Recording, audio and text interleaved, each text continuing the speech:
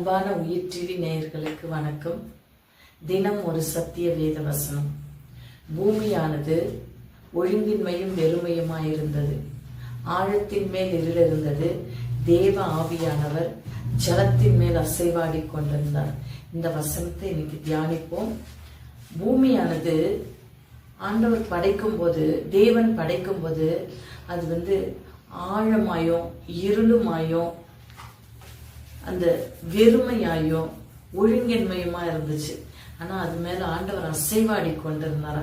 அவர் எப்படி அசைவாடுதல்னா ஒரு செடி பார்த்தீங்கன்னா அந்த மிருதுவா இருக்கும், அழகா அந்த காத்துக்கு அப்படியே அசைவாடும். அதுதான் அசைவாடுதல்.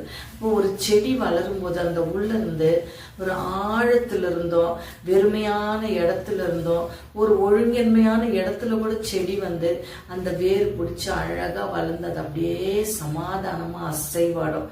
அப்போ தேவ ஆவியான சமாதானத்தோட அசைவாடி கொண்டிருந்தார்.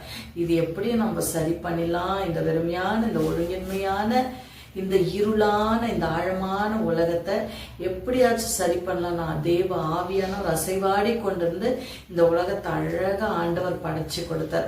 அதே போல ஒரு செடி வளர வளர அது அப்படியே மிருதுவா சமாதானமா ஒரு மகிழ்ச்சியா ஒரு நிறைவான சந்தோஷமா அது வளர்ந்து அது கிளைகள் ஆகும்போது பல கனிகள், பல இலைகள் மற்றும் அந்த இது துளிகள் அதெல்லாம் அழகா அது தன்னுடைய தாகத்தை தீர்க்கும்படிக்கு பெரிய மரமாக்கி எவ்வளவு சகித்து கொள்ளுது. அந்த மரம் பாரம் ஆகும் கூட.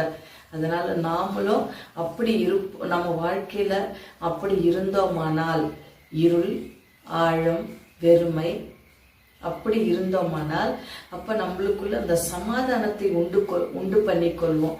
எப்படின்னா அந்த சந்தோஷத்தை அதுல வாழணும்னு சொல்லிட்டு நம்ம உறுதியா இருந்தோம்னா நிச்சயமா இதுக்கான ஒரு வழிவகுக்கும்.